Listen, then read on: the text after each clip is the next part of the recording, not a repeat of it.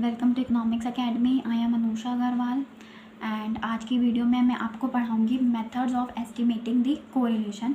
कौन कौन से मेथड्स होते हैं जिनको यूज़ करके हम कोरिलेशन फाइंड आउट कर सकते हैं। So there are 3 methods: scattered diagram method, Karl Pearson's coefficient of correlation and Spearman's rank coefficient of correlation. तो आज की वीडियो में मैं आपको स्कैटर्ड डायग्राम मेथड करवाऊंगी। अब स्कैटर डायग्राम मेथड को समझने से पहले, इससे पहले वाली वीडियो में मैंने डिग्री ऑफ कोरिलेशन समझाया था, तो जब तक आप वो वाली वीडियो नहीं देखोगे तो आपको स्कैटर डायग्राम मेथड नहीं समझ आएगा, तो प्लीज़ उस वीडियो को भी देख लेना। सो चलते हैं हम स्कैटर डायग्राम मेथड पे। स्कैटर डायग्राम मेथड क्या होता है? Scattered diagram shows N approximation of the relationship और क्लोजनेस ऑफ 2 वेरिएबल्स। मतलब कि जो स्कैटर डायग्राम मेथड है ये क्या शो करता है? 2 वेरिएबल्स के बीच में रिलेशनशिप बताता है कि कितना क्लोज रिलेशन है या कितना दूर रिलेशन है 2 वेरिएबल्स के बीच में। ठीक है।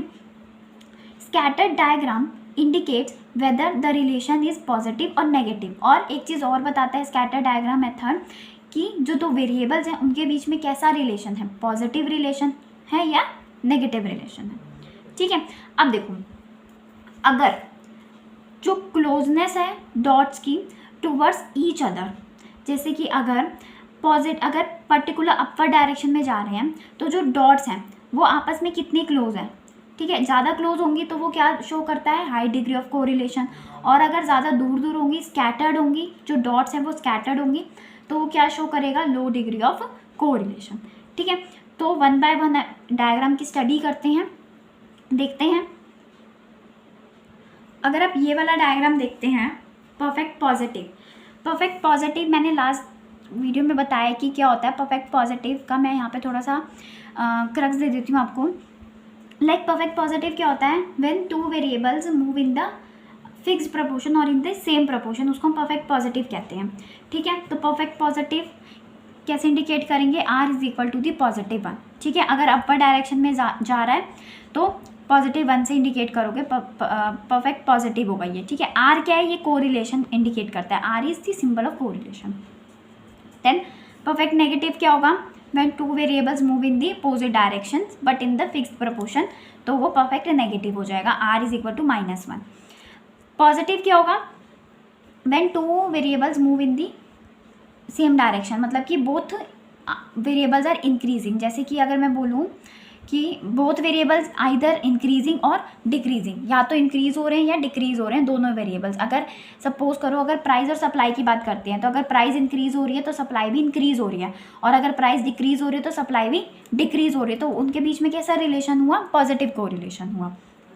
और अगर नेगेटिव कोरिलेशन की बात करें, नेगेटिव कोरिलेशन में क्या होता है? When both the variables are either, मतलब when one variable is increasing and other variable is decreasing, मतलब एक वेरिएबल इंक्रीज हो रहा है दूसरा डिक्रीज हो रहा है, तो उसको हम नेगेटिव कोरिलेशन बोलते हैं। ठीक है। अगर हम बात करें एग्जांपल की, लाइक प्राइस एंड डिमांड, अगर प्राइस बढ़ रहा है, डिमांड कम हो रही है, और प्राइस कम हो रहा है तो डिमांड बढ़ रही है, इंक्रीज हो रही है, तो वो कैसा रिलेशन हुआ? नेगेटिव कोरिलेशन हुआ। एंड नो कोरिलेशन कब लगता है? When there is no relation between the variables, मतलब कि 2 वेरिएबल्स के बीच में कैसा है? कोई भी रिलेशन नहीं है। एक वेरिएबल बढ़ रहा है या इंक्रीज हो रहा है, उससे दूसरे वेरिएबल पे कोई चेंज नहीं आ रहा, तो उसको हम no relation, there is no correlation between the 2 variable, that is there is no relationship between the 2 variable.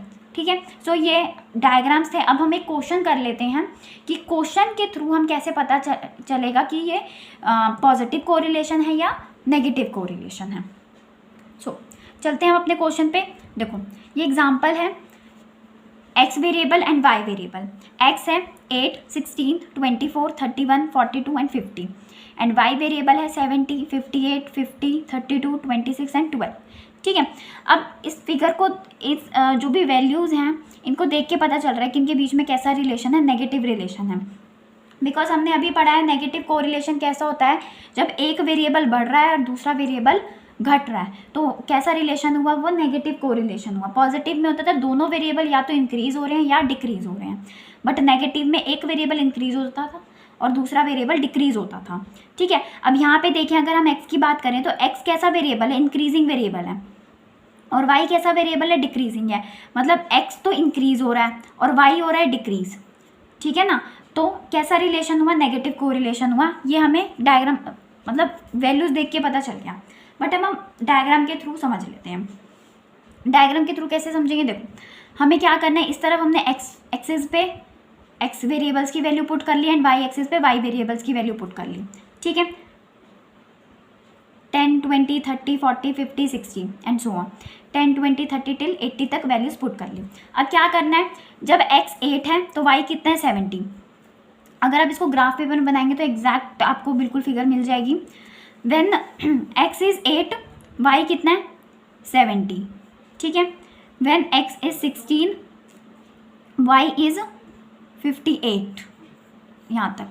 When x is 24, then y is 50। When x is 31, then y is 32 के करीब है, ठीक है। When x is 42, y is 32 and when x is 50, y is 12, ठीक है। तो figure से भी पता चल रहा है एंड वैल्यू से भी पता चल रहा है कि कैसा रिलेशन है, नेगेटिव कोरिलेशन है, ठीक है। तो मैं दोबारा से रिवाइज करवा देती हूँ। नेगेटिव कोरिलेशन में क्या होता है, जब एक वेरिएबल बढ़ रहा है दूसरा वेरिएबल कम हो रहा है, डिक्रीज हो रहा है, तो वो नेगेटिव कोरिलेशन हुआ। एंड पॉजिटिव कोरिलेशन क्या होगा, जब दोनों वेरिएबल्स या तो इंक्रीज हो रहे हैं या डिक्रीज हो रहे हैं। सो स्कैटर डायग्राम मेथड से हमें क्या पता चलता है, दो वेरिएबल्स के बीच का रिलेशन पता चलता है, या तो पॉजिटिव रिलेशन या नेगेटिव रिलेशन, ठीक है। एंड इस वीडियो को देखने से पहले इससे पहले वाली वीडियो भी देख लेना। इनसे पहले वाली वीडियोज़ में मैंने कोरिलेशन बताया क्या होता है, कौन कौन से टाइप्स होते हैं एंड डिग्रीज ऑफ कोरिलेशन के बारे में डिस्कस किया है। अब इस आगे नेक्स्ट वीडियो में हम इसके जो मेथड्स हैं, वो कैलकुलेटिव मेथड्स हैं, उनके बारे में डिस्कशन करेंगे।